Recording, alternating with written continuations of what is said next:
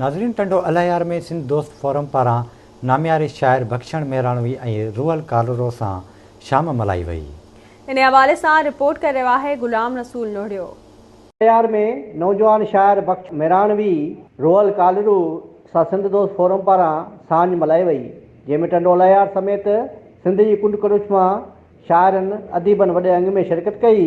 मल्हायल सांझ जी सदारत नामियारे दानेश्वर जामी चाडे कई, जॾहिं ख़ासि महिमान तौर GN खोसो शरीक थियो।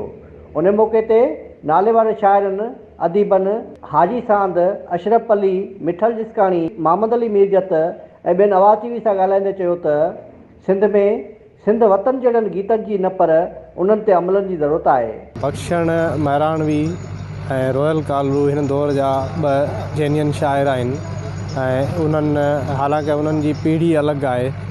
बख्शण सीनियर आहे ऐं रूअल उन्हनि जो जूनियर शाइर आहे, पर उन्हनि सिंधी शाइरी ते पंहिंजी हिकिड़ी छाप छॾी आहे। सिंध तारीख़ी तौर ते बि ऐं पंहिंजे उन तसलसुल में अॼु बि शाइरी आर्ट जे हवाले सां तमामु अमीर आहे।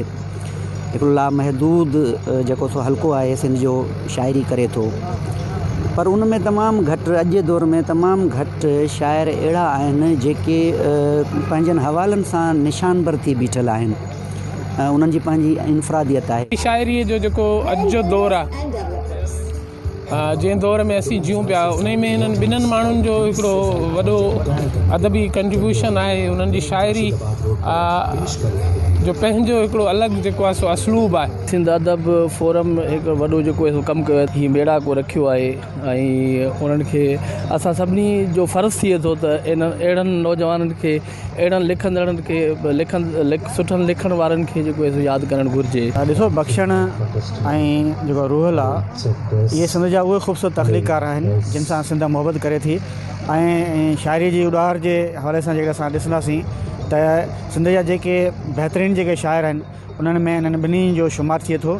ऐं अॼोको ही प्रोग्राम जेको आहे हिकिड़े नई उत्साह जो सबबु आहे। पाण हिन फंक्शन में आया आहियो, ॾिसो त किथां किथां जा दोस्त पहुता आहिनि। इहो ई आहे हिननि जे शाइरी में सहर ऐं असर। ऐं बख्शण बि त माशाल्लाह, रूहल आहे त बि घटि कोन्हे को।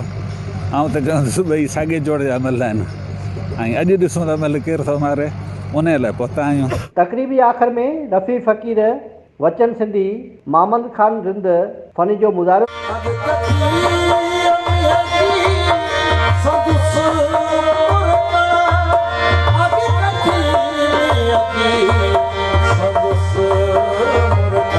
जॾहिं तक़रीब में सिंध जे नौजवान शाइरनि हाजी सांद, मंठा लाशारी, मक़बूल हालेपोटो, फराक हालेपोटो, अशरफ अली ऐं शाइरी पढ़ी वाह वाह कराए छॾी। हाणे ज़रूरत इन ॻाल्हि जी आहे त अहिड़नि ख़ूबसूरत शाइरनि सां शाम मल्हाए जीअरे मंता ॾेई हौसला अफ़ज़ाई कई वञे। कैमरामैन बिलावल अरबाब सां गॾु गुलाम रसूल नोड़ियो, आवाज़।